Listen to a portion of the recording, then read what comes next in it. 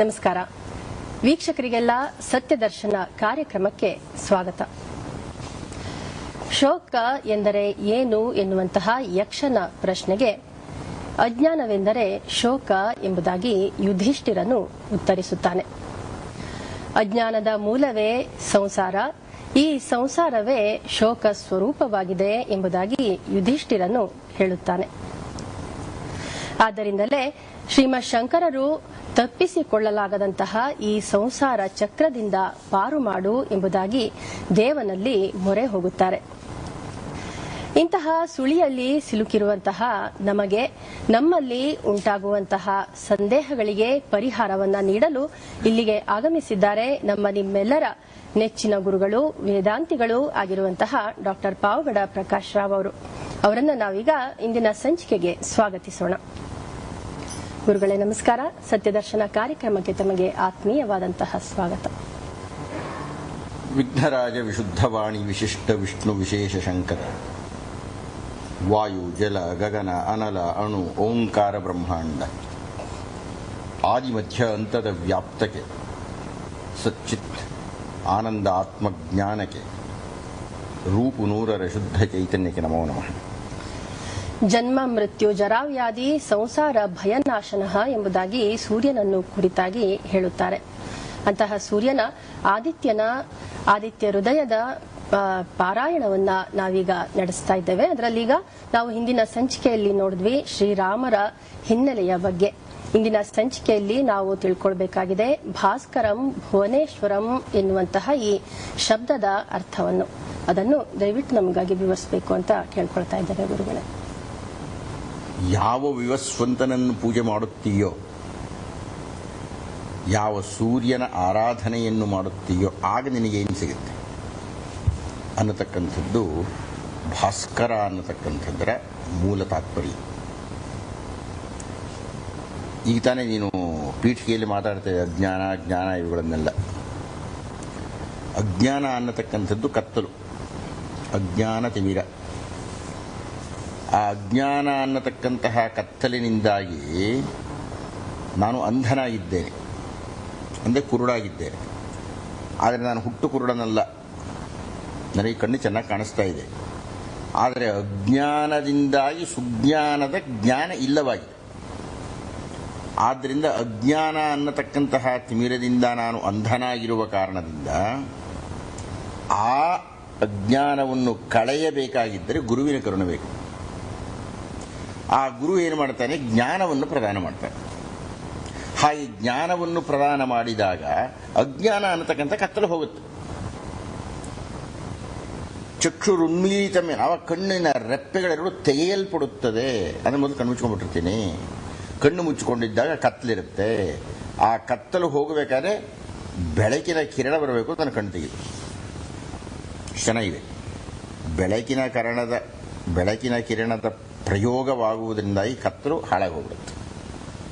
ತರಣಿ ಉದಯದ ಮುಂದೆ ನಿಂದ ತಿಮಿರದ ತೆರದಿ ಹರಿಯುತ್ತಿಹುದು. ತರಣಿ ಅಂದರೆ ಸೂರ್ಯ, ಬಾಲಸೂರ್ಯ. ತರಣಿ ಉದಯದ ಮುಂದೆ ಸೂರ್ಯ ಆಗ್ತಾನೆ ಹುಟ್ಟುತ್ತಾ ಇದ್ದಾನೆ. ಹುಟ್ಟುತ್ತಾ ಇದ್ದಾಗೆ ಅದು ಎಷ್ಟೇ ಗಾಢಾಂಧಕಾರ ಇರಲಿ, ಈ ಪ್ರಪಂಚವನ್ನೇ ಕತ್ತು ತುಂಬಿಟ್ಟಿರಲಿ, ಒಂದು ಪುಟ್ಟ ಕಿರಣ ಸಾಕು ಕತ್ತು ಹೋಗ್ಬಿಡುತ್ತೆ. ಆ ಸೂರ್ಯನೇ ಹುಟ್ಟುಬಿಟ್ರೆ, ವಿವಸ್ವಂತನ ಪೂಜೆಯನ್ನು ಮಾಡ್ತಾ ಇದ್ದಾಗ ವಿವಸ್ವಂತನೇ ಕರುಣಿಸಿಬಿಟ್ಟರೆ ಕತ್ಲಲ್ಲಿರುತ್ತೆ. ಅವಾಗ ಏನಾಗುತ್ತೆ? ಭಾಸ್ಕರಂ. ಭಾ ಅಂದ್ರೇನು? ಬೆಳಕು. ಭಾ ಅಂದ್ರೇನು? ಪ್ರಕಾಶ. ಭಾ ಅಂದ್ರೇನು? ಕಾಂತಿ. ಭಾ ಅಂದ್ರೇನು? ಭಾನು. ಭಾ ಅಂದರೆ ಏನು? ಪ್ರತಿಭಾ.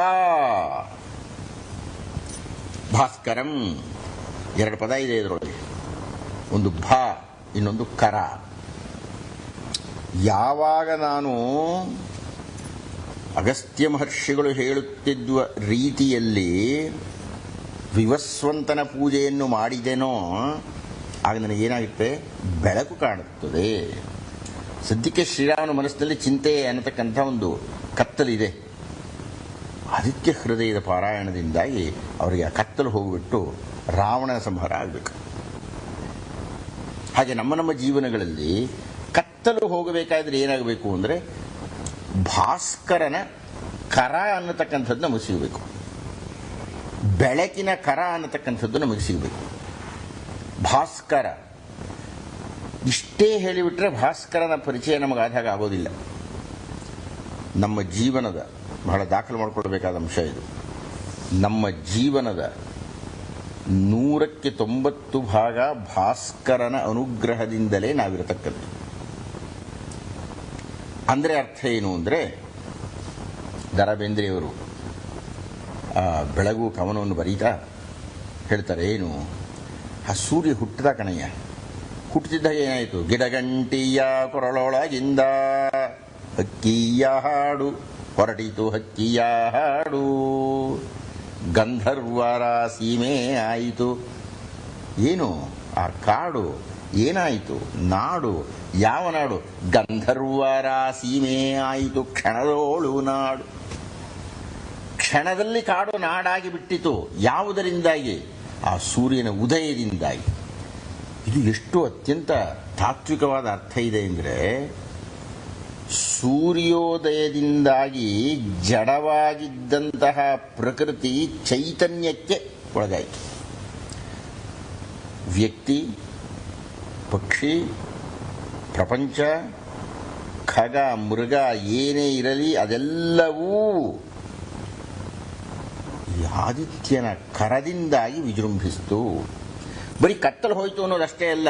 ಹೌದು, ನಮಗೆ ಕತ್ತಲು ಹೋಯಿತು. ನಮಗೆ ಕತ್ತಲು ಹೋಯಿತು, ನಮ್ಮ ಕಣ್ಣಿಗೆ ಬೆಳಕು ಕಾಣಿಸಿತು. ಒಂದು ಕ್ಷಣ ಮಾತ್ರ ಅರ್ಥ ಮಾಡಿಕೊಳ್ಳೋಣ.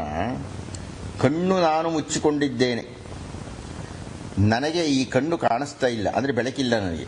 ಅಂತಿದ್ದಾಗೇನೇನಾಯಿತು, ನಾನು ಯಾರಿಂದ ಜನ್ಮ ತಳೆದಿದ್ದೇನೋ ತಂದೆ ತಾಯಿ ನನ್ನ ಕಣ್ಣಿಗೆ ಕಾಣಿಸ್ತಾ ಇಲ್ಲ.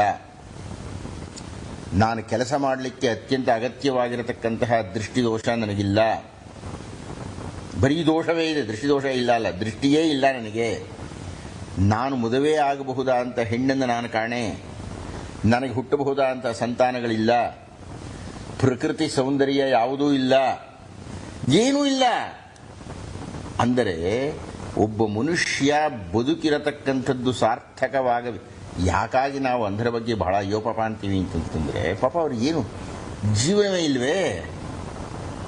ನಾವು ಜೀವನದಲ್ಲಿ ಯಾವುದು ಪ್ರಧಾನ ಅಂತ ಕರೀತಾ ಇದ್ದೇವೋ, ಯಾವುದರಲ್ಲಿ ನಾವು ಭಾಗವಹಿಸ್ತಾ ಇದ್ದೇವೋ ಅದರ 199% ಹೊರಟಾಯಿತು. ಮತ್ತು ನಾವು ಕತ್ತಲಿನಲ್ಲಿಯೇ ಇದ್ದು ಬಿಟ್ರೆ ಏನಾಗುತ್ತೆ, ಜೀವವೇ ಇಲ್ಲವಾಗಿಬಿಡುತ್ತೆ. ಭಾಸ್ಕರಂ ಸಾಮಾನ್ಯವಾಗಿ ಗುರುಗಳನ್ನು ಸೂರ್ಯನಿಗೆ ಹೋಲಿಸ್ತಾರೆ. ಗುರುರ್ ಬ್ರಹ್ಮ ಗುರುರ್ ವಿಷ್ಣು ಗುರುರೇವೋ ಮಹೇಶ್ವರ. ಗುರು ಸಾಕ್ಷಾತ್ ಪರಬ್ರಹ್ಮ. ಯಾವುದಾದ್ರು ಪರಬ್ರಹ್ಮ? ಅವ್ಯಕ್ತ ಬ್ರಹ್ಮ. ನಾನು ವಿವಸ್ವಂತನ ಬಗ್ಗೆ ಹಿಂದೆ ಮಾತಾಡಿದಾಗ, ಆ ವಿವಸ್ವಾನ ಬಂದಿದ್ದು ಎಲ್ಲಿಂದ? ಆ ಅವ್ಯಕ್ತ ಬ್ರಹ್ಮನಿಂದ. ಗುರು ಸಾಕ್ಷಾತ್ ಪರಬ್ರಹ್ಮ. ಪರಬ್ರಹ್ಮ ಅಂದರೆ ಚತುರ್ಮುಖ ಬ್ರಹ್ಮ ಅಲ್ಲ, ಪರಬ್ರಹ್ಮನ್, ಪರಂ, ಅನಂತ, ಜ್ಞಾನ, ಸತ್ಯ. ಅದು ಅದೇ ಇಲ್ಲದೆ ನನಗೆ ಜಡ, ಅದೇ ಇಲ್ಲದೆ ನಾನು ಅಜ್ಞಾನಿ, ಅದೇ ಇಲ್ಲದೆ ನನಗೇನು ಗೊತ್ತಿಲ್ಲ, ಅದೇ ಇಲ್ಲದೆ ಪ್ರಕೃತಿಯೇ ಇಲ್ಲ, ಅದೇ ಇಲ್ಲದೆ ಜೀವನವೇ ಇಲ್ಲ. ಅಂದರೆ ಸಾವು, ಮೃತ್ಯು, ಕತ್ತಲು. ಆದ್ದರಿಂದ ಭಾಸ್ಕರಂ ಅಂದರೆ ಬೆಳಕು ಕೊಡತಕ್ಕಂಥದ್ದು ಅಂತ ಅಷ್ಟೇ ಅಲ್ಲ, ಕರ. ಯಾವುದಾದರೂ ದೈವ ನಮ್ಮನ್ನು ಮುಟ್ಟುತ್ತಿದೆ ಅಂದರೆ ಅದು ಕೇವಲ ಭಾಸ್ಕರ ಮಾತ್ರವೇ. ಅಂದರೆ ತನ್ನ ಹಸ್ತಸ್ಪರ್ಶದಿಂದ ವ್ಯಕ್ತಿಯನ್ನು ಮುಟ್ಟತಕ್ಕಂತಹ ಏಕೈಕ ದೈವವನ್ನು ನಾವು ನೋಡ್ತಾ ಇದ್ದೇವೆ ಅಂದರೆ ಅದು ಭಾಸ್ಕರನಲ್ಲಿ ನೋಡ್ತಾ ಇದ್ದೇವೆ, ಸೂರ್ಯನಲ್ಲಿ ನೋಡ್ತಾ ಇದ್ದೇವೆ. ಆದ್ದರಿಂದ ವಾಲ್ಮೀಕಿ ಮಹರ್ಷಿಗಳು ಹೇಳ್ತಾ ಇದ್ದಾರೆ, ಭಾಸ್ಕರಂ. ಅವನು ಎಂತಹವನಯ್ಯ? ಅವನು ಬರೀ ನನಗೇ ನೀನ ಈ ಪೃಥ್ವಿಗ? ಅಲ್ಲಪ್ಪ, ಭುವನೇಶ್ವರಂ. ನೋಡಿ, ಭುವನಕ್ಕೆ ದೊಡ್ಡ, ಭುವನಕ್ಕೆ ಈಶ್ವರನಾಗಿರ್ತಕ್ಕಂತಹವನು. ಅಂದರೆ ಏನು? ಭೂಮಿ ನಾವು ನೋಡ್ತಾ ಇರತಕ್ಕಂತಹ ಯಾವುದೋ ಮುಂದೆ ಬರ್ತದೆ, ನಕ್ಷತ್ರ ಗ್ರಹ ತಾರಾಣಾಂ ಅಧಿಪೋ ವಿಶ್ವಭಾವನಃ ತೇಜಸಾವಪಿ ತೇಜಸ್ವಿ ದ್ವಾದಶಾತ್ಮ ನಮೋಸ್ತುತೆ ಅಂತ ಮುಂದೆ ಬರುತ್ತೆ. ಅವನ ಹೆಚ್ಚು ವಿವರಣೆ ಕೊಡ್ತೀನಿ ಅದರ ಬಗ್ಗೆ. ಸದ್ಯಕ್ಕೆ ಅರ್ಥ ಮಾಡಿಕೊಳ್ಳಬೇಕಾದ್ದು ಭುವನೇಶ್ವರ ಅಂದರೆ ಕೇವಲ ಪೃಥ್ವಿ ಅಷ್ಟೇ ಅಲ್ಲ, ಆ ಸೂರ್ಯನ ಸುತ್ತಲೂ ಎಷ್ಟೆಲ್ಲ ಗ್ರಹಗಳಿದೆ. ಶನೇಶ್ವರ ಇದ್ದಾನೆ, ಶುಕ್ರ ಗ್ರಹ ಇದೆ, ಗುರು ಇದೆ, ಬುಧ ಇದೆ, ಮಂಗಳ ಇದೆ, ಇಷ್ಟೆಲ್ಲ ಇದೆ. ಆ ಕಡೆ ರಾಹುಕೇತುಗಳು ಇದ್ದಾರೆ. ಇನ್ನೂ ಎಷ್ಟು ಗ್ರಹಗಳಿದೆಯೋ ನಮಗೆ ಗೊತ್ತಿಲ್ಲ. ಅಂದರೆ ಈ ಯಾವ ಯಾವ 14 ಲೋಕಗಳು ಅಂತ ಕರೀತಾರೆ ಅದನ್ನು, ಚತುರ್ದಶ ಭುವನಗಳು ಅಂತ. ಚತುರ್ದಶ ಭುವನಗಳಿಗೂ ಅಧಿಪತಿಯಾಗಿರತಕ್ಕಂತಹವನು ಯಾರು? ಭಾಸ್ಕರ. ಭಾಸ್ಕರಂ ಭುವನೇಶ್ವರಂ. ಆ ಭಾಸ್ಕರ ತನ್ನ ಕರದಿಂದ, ತನ್ನ ಕಿರಣಗಳಿಂದ ಕೇವಲ ನಮ್ಮನ್ನಷ್ಟೇ ಎಲ್ಲ ಪುನೀತನನ್ನಾಗಿ ಮಾಡತಕ್ಕಂಥದ್ದು 14 ಲೋಕಗಳನ್ನೂ ಪುನೀತ ಮಾಡ್ತಾ ಇದ್ದಾನೆ ಅಂತ. ಹಿಂದೆ ಆಗಲೇ ನಾವು ನೋಡಿದ್ದೇವೆ, ಪಂಚಭೂತಗಳು ಹೇಗೆ ಆದಿತ್ಯನಿಂದಾಗಿಯೇ ನಮಗೆ ಸಂದಾಯ ಆಗ್ತಾ ಇದೆ, ಅದಿರುವುದರಿಂದಲೇ ನಾವು ಬದುಕಿದ್ದೇವೆ ಅಂತ. ಹಾಗೆ ನಾವು ಹೇಗೆ ಬದುಕಿದ್ದೇವೋ ಹಾಗೆ 14 ಲೋಕಗಳಿಗೆ ಅವನು, ಭುವನಗಳಿಗೆ ಈಶ್ವರನಾದ್ದರಿಂದ ಭಾಸ್ಕರಂ ಭುವನೇಶ್ವರಂ. ಇದಕ್ಕೆ ಮತ್ತೊಂದು ಯಜುರ್ವೇದದ ಅರ್ಥ ಉಂಟು. ಭುವನೇಶ್ವರ ಅಂದರೆ ಏನು, ಅದನ್ನು ಮುಂದೆ ಯಾವುದಾದ್ರು ಒಂದು ಸಂದರ್ಭದಲ್ಲಿ ಹೇಳ್ತೀನಿ. ಅಂತೂ ಇಷ್ಟು ಹೇಳುವ ಮೂಲಕ ಅಗಸ್ತ್ಯ ಮಹರ್ಷಿಗಳು ಆದಿತ್ಯ ಹೃದಯದ ಪೀಠಿಕೆಯನ್ನು ಮುಕ್ತಾಯ ಮಾಡ್ತಾ ಇದ್ದಾರೆ. ಎಲ್ಲಿಂದ ಶುರುವಾಯಿತು? ರಾಮ ರಾಮ ಮಹಾಬಾಹೋ ಶೃಣು ಗುಹ್ಯಂ ಸನಾತನಂ.